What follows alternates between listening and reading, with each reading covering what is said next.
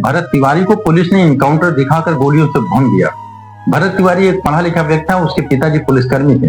वो अपने गांव के लिए, समाज के लिए, बाढ़ से पीड़ित लोगों के लिए, टूटी फूटी सड़कों के लिए, बिजली की दुर्व्यवस्था के लिए भी प्रश्न उठाता था। लेकिन जब शासन प्रशासन और वहां के जो नेता हैं जो लगातार वादे कर रहे थे, उन्होंने उसकी एक ना सुनी तो उसने हाथ में तमंचा ले लिया। हाथ में तमंचा लेना, कट्टा लेना, इसका हम समर्थन नहीं करते। लेकिन जब लाइव वीडियो में दिख रहा है कि उसने पुलिस के सामने सरेंडर किया और तमंचा फेंक दिया और बोला कि अगर आप हमारी बातों को, हमारे प्रश्न को शासन प्रशासन तक पहुंचाते हैं तो लीजिए मैं सरेंडर कर रहा हूं। सरेंडर करने के बाद भी पुलिस ने गोली क्यों मारी? ये बिहार पुलिस की सबसे बड़ी नाकामी है।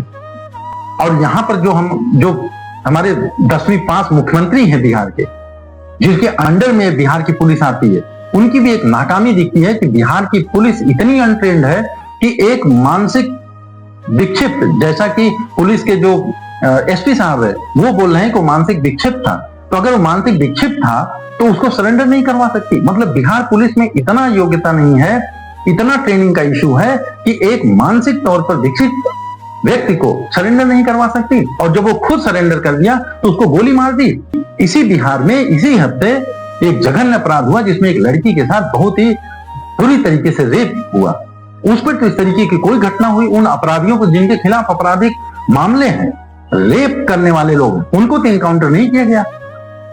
और इसके खिलाफ तो एक भी आपराधिक मामला नहीं है। भरत तिवारी के खिलाफ एक भी आपराधिक मामला दर्ज नहीं है, फिर भी अगर उसने सरेंडर किया तो उसको गोली मार दी गई। इसी देश में जहां पर नक्सलवादियों को, आतंकवादियों को, माओवादियों को, अलगाववादियों को भी एक सरेंडर का मौका दिया जाता है, तो इस व्यक्ति को सरेंडर का मौका क्यों नहीं दिया गया? और अगर हमारे एसपी साहब बोल रहे हैं कि वो मानसिक विक्षिप्त था, वो बीमार था, तो अगर मानसिक तौर पे बीमार है, विक्षिप्त है, तो उसको हॉस्पिटल पहुंचाया जाता है, उसको ईश्वर तक पहुंचा दिया जाता है।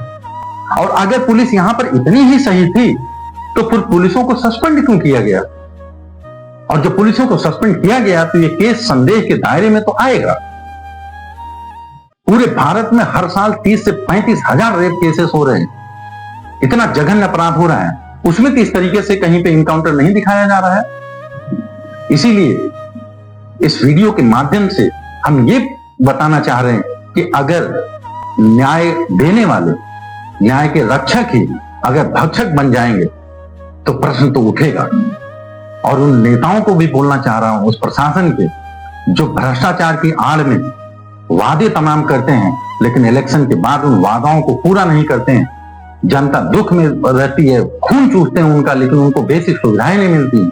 उन नेताओं को बोलना चाह रहा हूं कि भरत तिवारी का रास्ता गलत हो सकता है, लेकिन अगर इसी तरीके से वादे पूरे नहीं किए गए और लोग दुर्व्यवस्था में जीने के लिए मजबूर हुए तो एक भरत तिवारी नहीं, कई भरत तिवारी पैदा हो सकते हैं।